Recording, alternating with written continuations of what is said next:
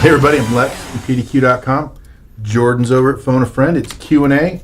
I'd say try and stump us, but with me being here, it's probably not that hard, so we'll just jump into it, I guess. Jordan, any thoughts? Oh, yeah, we left the A squad at home, so let's make the questions easy for us. Make the A squads at home. Dear Lex and Jordan, is it possible to use PDQ Deploy to replace GPOs to install network printers by group of users? Thanks a lot. You're an amazing team. Sincerely, no sarcasm there, Phil R. Hey, Phil. Okay, can you deploy printers using Deploy? Yes, you can. They don't deploy to groups, they deploy to computers, because everything we do is on a computer level. I would definitely use the right tool for the right job, and that'd be GPOs. Thoughts on that, Jordan? You could do it with PowerShell. You just need to create your groups of users within there and then compare it to the logged on user. But it's going to be far more complex and GPO seems the best option to me. And if you don't have a print server but you have to include the drivers, it is far more complex. I have a blog on that that's coming out within a week that should break down at least how to do the PowerShell part. But we have done webcasts on deploying printers, so you can watch how to do it. But even in those, we tell you group policy. So, Dear Lex and dear Jordan, hello team. Will you offer updates for Office 365 in the near future? Thanks, Phil R. Hey, Phil. Updates for 365? I don't believe that's planned. We'd have to talk to the people that create the packages, or I'm not sure the licensing that goes into it on what, if we can or can't, or if there's different complications. I'm gonna roll with what Jordan says. I'm not sure. Do we drink to that one? Yeah. Dear Lex and Jordan, are you going to have an agent-based system to allow remote off-work or off-network install, inventory, and management? Sincerely, the Three Musketeers, Roger D., Peter F., and Kurt D. So did they all sign the same question, or did they all ask similar questions? I actually just combined all their questions into one because it was one big similar question. Roger Daltrey, Peter Frampton, And Kurt Cobain. Dobain. Dussel. Dobain. Hey, we're in the process of working on a solution right now. Yeah, we can't know exact timelines, but we are working on it. Soon, TM? Yeah. Soon? TM. Dear Lex and Jordan, we use DirectAccess for our users to connect when remote, which is everyone these days.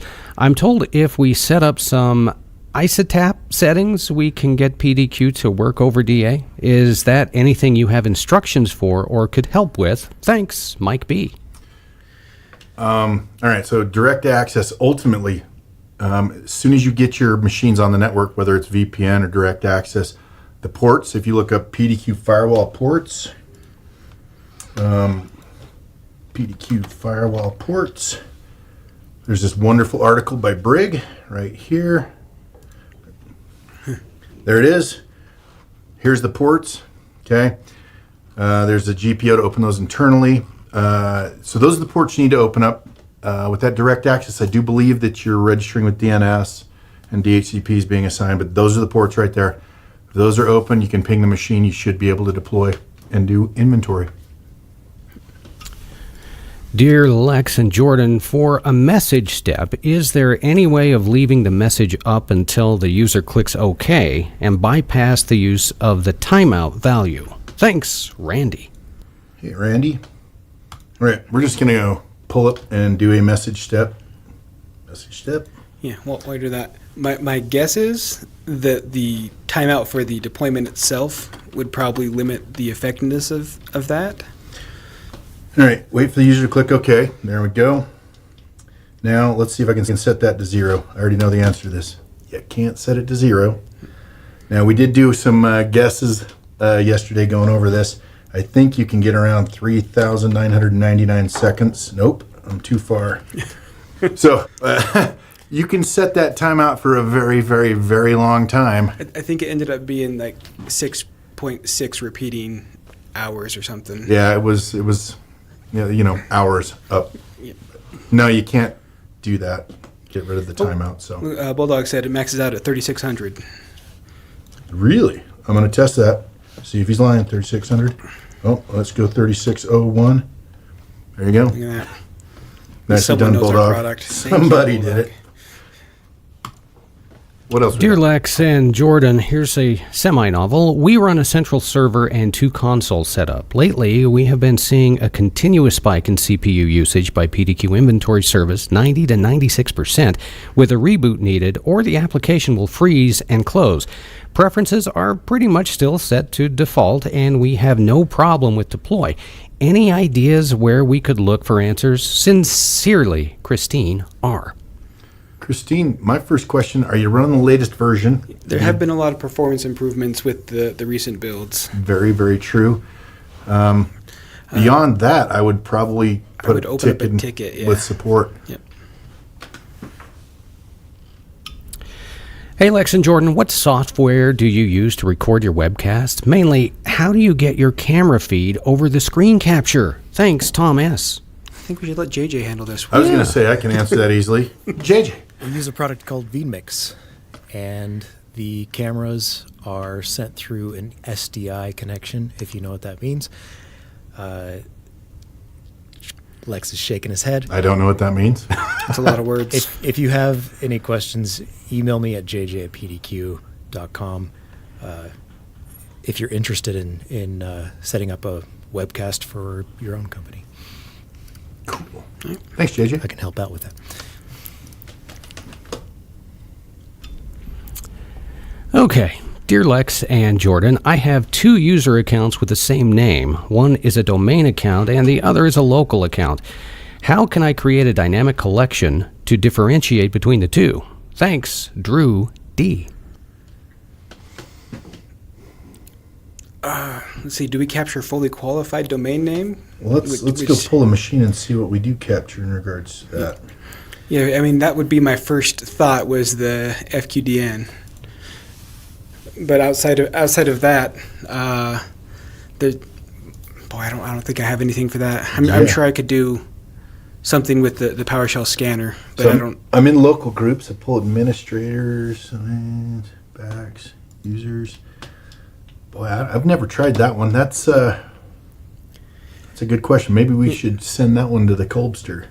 Yeah, well, Colbypedia. Maybe he can if put Colby something. gets back to us in Slack, we'll update. We'll answer it, or maybe he'll just put it in the chat for us.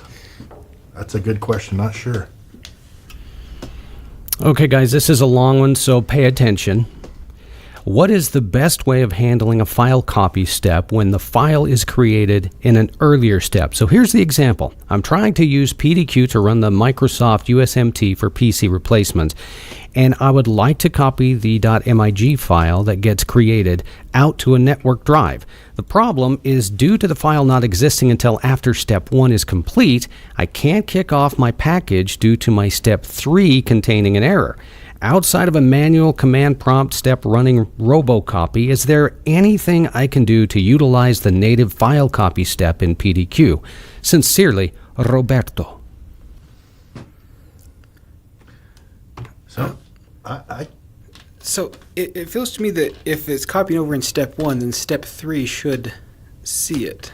okay, I just pulled up file copy step when you're looking for the source. So I'm assuming the source is it's going to build that in the folder that it's running it, which is the PDQ runner folder, right? Mm-hmm. So if you did a ./ in the file name, but see, I put the ./ in right here, and check this out. Can't find the file. I mean, I haven't put a file name behind it, but text dot. I'm just wondering if if that'll actually k.text, because I don't want to type anything. Yeah, it's I don't know, target folder.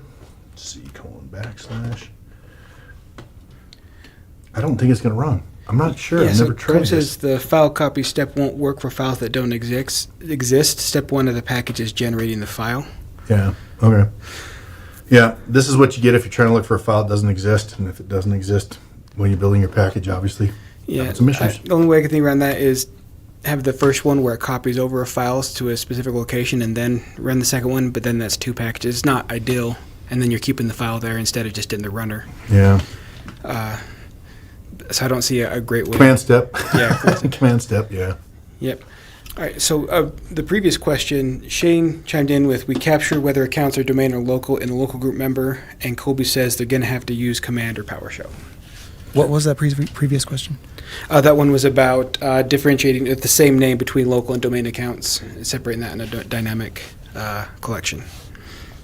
Oh, you can use PowerShell scanner for that too. Dear Lex and Jordan, how do I use a system or custom variable in a SQL report? Thanks, Mr. D. I don't think you can use. I don't think you can. I'm not sure. That I've never tried it. Reports, SQL report, because I'm not sure. Does it evaluate variables before it puts them in? I'm so bad at SQL, I just tend to let the people that can do that work it out, so I'm not sure. I've never tried it. Stephanie watching? Shane might know that one. Let's go see if I can build a custom field for Allen Rails. Colby says you can use variables, but it's difficult. So we're probably not going to have an answer within the webcast, but if you send something in to support, we can see if we can work that out. It says you have to reference the table that contains the variables within the SQL report. Oh, okay, so that's all right. Speaking of the Big Lebowski, we are out of our element. We are out of Rails. All right, dear Lex and Jordan, our firewall assigns an IP address from the virtual IP address pool to each mobile VPN user. When a user closes a VPN session, the IP address used by that session becomes available again.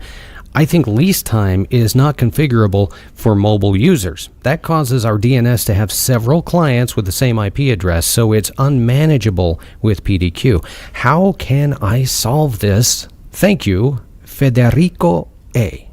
Hey, Federico. I think I'm going to channel Brig here for a minute. You're going to have some pretty aggressive scavenging there is what I'm thinking. Yeah, what are you thinking? Earlier in the chat, Mike, I'm sorry, I'm not even going to attempt that last name, said that he has a PowerShell script that runs on the DNS server that clears the VPN DNS entries every 30 minutes. Oh, wow. And then I think I saw that Federico said he's not great at scripting, but if that's something that you need to just shoot an email over support, I can write a framework where you just have to put in your subnet for the VPN, when that one, and then you can put that in place. We can help you out with that one. Cool. That's cool. Hey Lex and Jordan, I have the same VPN DNS issue as suggested by Federico. We have to go clear out multiple DNS entries on our DNS server, then flush the cache on the PDQ console machine and or admin machine, and it's frustrating. I know, headache equals DNS issue. Thanks, Rich B. You could, flushing DNS, you could put that on a task schedule and run it fairly frequently. It doesn't take a whole long time to run. And it's not resource intensive, Yeah. so flushing is something you can do. I think we did that on the DFS webcast, I think we did. where we set up all of that so it would flush. I think it was every 30 minutes, or you could get more aggressive because it doesn't take a lot of resources. Yeah. Dear Lex and Jordan, been using PDQ Windows packages until recently, started using the PowerShell scanner and PowerShell Windows Update scripts and have been quite happy with the results. Given a remote workforce, how would you keep systems up to date? PDQ packages, PSWindows updates, or something else? Thanks, Eric L. Okay, so I can see some advantages for pushing the PowerShell update to a remote machine, because then that machine's just going to grab from their internet the copy or their Windows updates. At the same time, if you use the package, you're going to push that to them anyways. And it says remote, but it doesn't specify if they can connect with the VPN. So if they can't access it, I guess what's the best way? Yeah. Yeah, that one. A lot of ifs in there. A lot A lot of ifs. The remote is any way that you can make it work for now, and then hopefully our soon TM thing that we talked about earlier TM, yeah. gets here sooner than soon, and that should be able to help out with that, and then the PDQ would be able to just handle that. If you were doing that, I would just use the package itself and push that across the VPN, because then it's a known factor. So. Hey, Lex and Jordan, what is the best way to create a dynamic collection filtered on a specific registry value? Assume I already created a scanner for the registry value name and value nerd blah blah nerd. Thanks, Chad B. Well, I don't have any registry profiles here to go after and do this. Dynamic collection, obviously, when you're doing that, the best way. Now, what was he going after? A specific. Let's see. So he wants to create a dynamic collection filtered on a specific registry value. Registry value. Okay. All right. So if the scanner works with the value name, if you have run the scanner with a registry scanner, it will create that table within the dynamic collection where you can point to it. Mm-hmm. I don't think it would be there before you run your first registry scanner, which. But it says assume we have built. So if you have built it, it should be on the list of collections that you can select from for Registry that scanner. value name contains, and you can go after it that way. So you can go value name, value type. You can even filter it on the Hive if you want. So Shane says we have some videos on that, and there is value name and value. He's looking for just the value, not the value name. Right there. Yep. Drop down from the registry table. Hey, Lex and Jordan, does PDQ Inventory have an API to allow external programs to read the database? Sincerely, Pat. Hey, Pat. Is there an API? No. Is the database readable? Yeah, it's SQLite. Be careful. Don't want to lock any records in there when they're being used because bad things happen. It's like doing the pizza when you're supposed to do the French fry, you know? Gonna have a bad time. Gonna have a bad time. That's a steal from South Park, I believe, isn't it? Oh, you actually knew the reference. Yeah. Yep. Interesting. I didn't even say it like the guy who says it. Not gonna have a good time.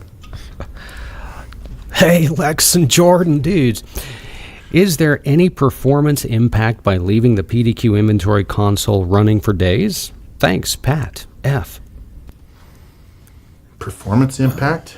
By running the console? There was... And we had issues in earlier versions with memory leaks. I think with the latest version, there shouldn't be an issue. At least I haven't seen one. But the people that do the testing of the product might tell me different. From what I've seen from the latest builds, I haven't seen it use up a lot of resources. But I guess just try it out and see what happens. It shouldn't. Well, the nice thing is you can close it because there's a service in the background running. So. Yep. Dear Lex and Jordan, what are your thoughts on Zoom and data possibly going through China? Thanks, Captain Morgan. Put my knee up. What are my thoughts on Zoom and data going through China? I didn't know that was a thing. I haven't heard anything from Alex, and he's really on top of that stuff. So if he was concerned, I'm sure he would have told us. I just treat anything you put across the internet as possibly being snatched by people. Yeah. So just, don't send your credit card information. Lex and Jordan, what is the best way to make a package to deploy or install a CAB file? Mike R. All right. Install a CAB file. I'm assuming new package, you're going to do an install step. You're going to select, I'm assuming there's an EXE or a MSI that goes with that cab file. So I'm just going to grab the install EXE here. Now, if it's a single cab file, you can go here to the additional files and select it. And I don't know if I even have any cab files. Yep, I got stuff in here, but not cab files. Or if there are many of them, I would highly suggest you just include the entire directory and it'll grab all those for you. Makes a nice, clean package for you.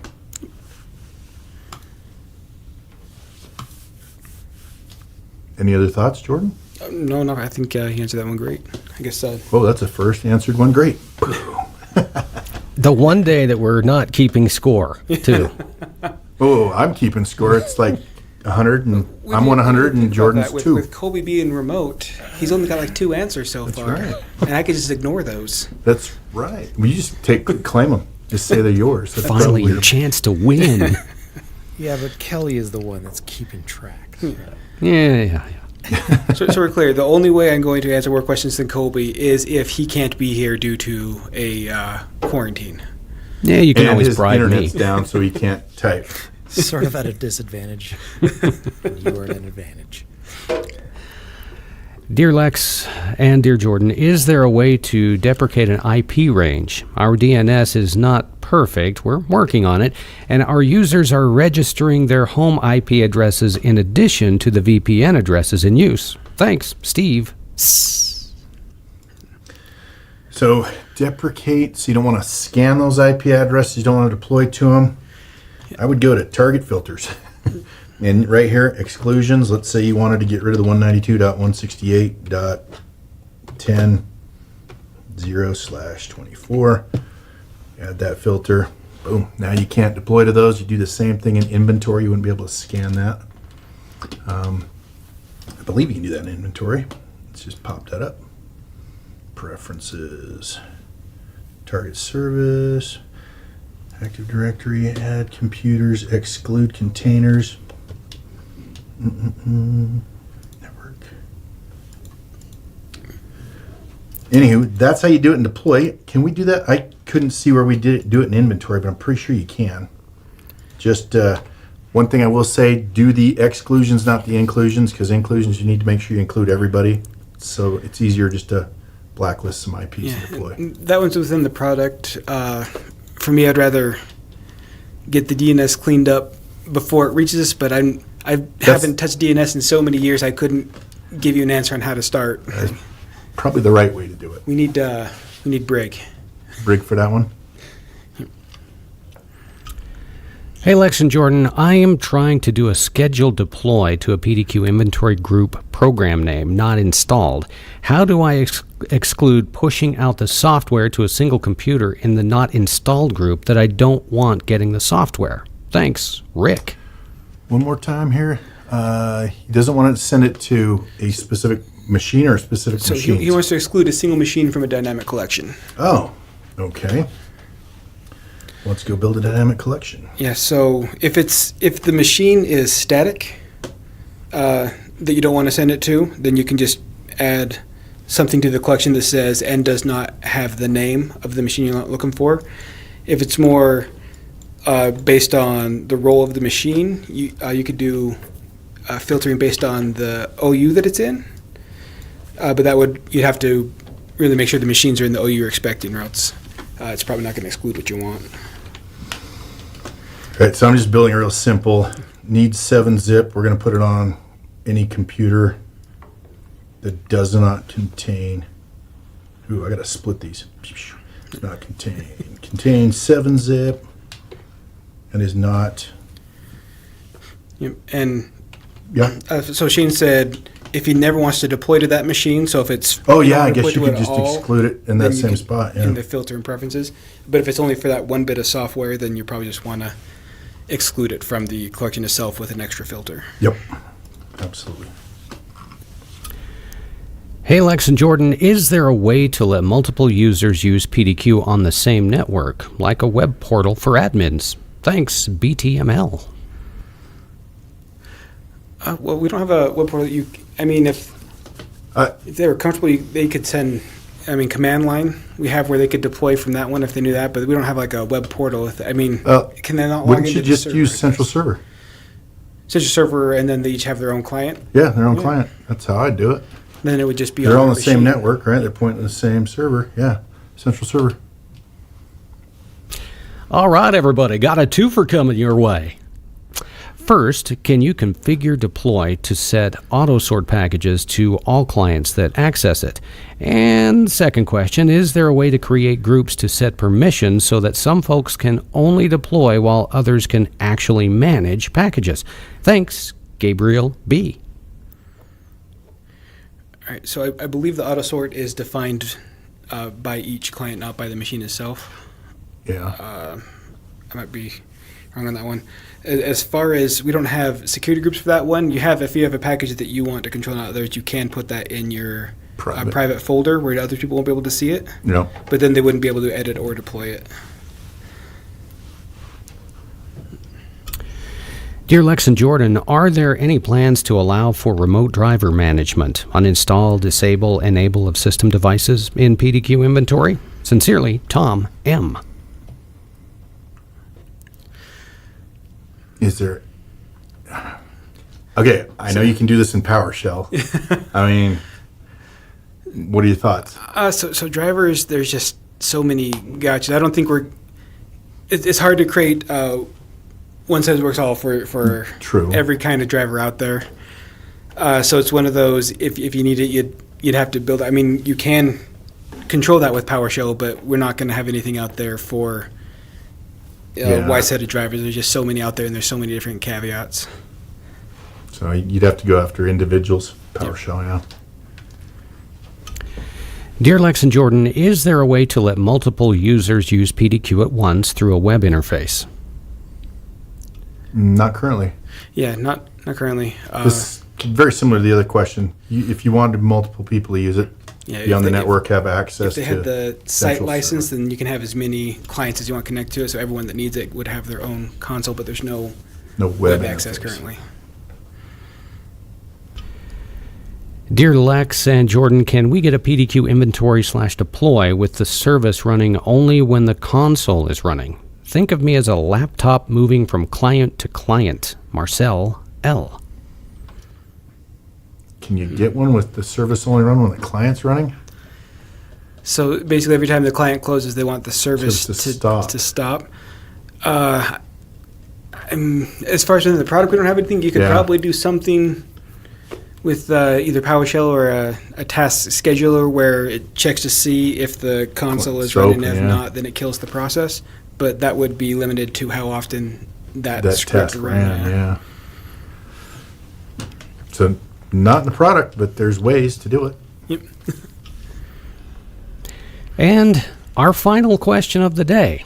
I'm trying to get a scanner that references the Windows Update data and shows the last date a PC pulled a successful install.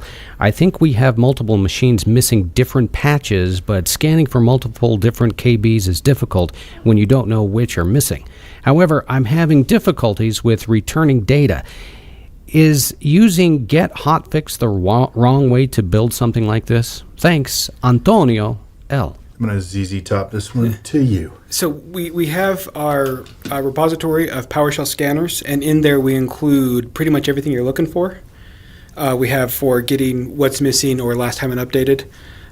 So hopefully we can get the link to that. I don't have it up in front of me. I'm in the chat. You click on that, and then Colby has instructions on there how you can get those on your machine and import it, and those will give you the PowerShell scanners you need that you can get all that data. So I guess it's available. Yep, I'll see if I can't find the deal right now, the website. Well, since Kelly wasn't keeping track, I answered the most questions correct today. No argument. No, well, that's a first. Hey, thank you guys for watching. I'm Lex from PDQ. We'll catch y'all later. Thanks for joining our webcast today. Congratulations, Tom M. and BTML, winners of PDQ swag. Send us your info at webcast@pdq.com. Thanks again for joining us. Stay safe, and we'll see you back here next week.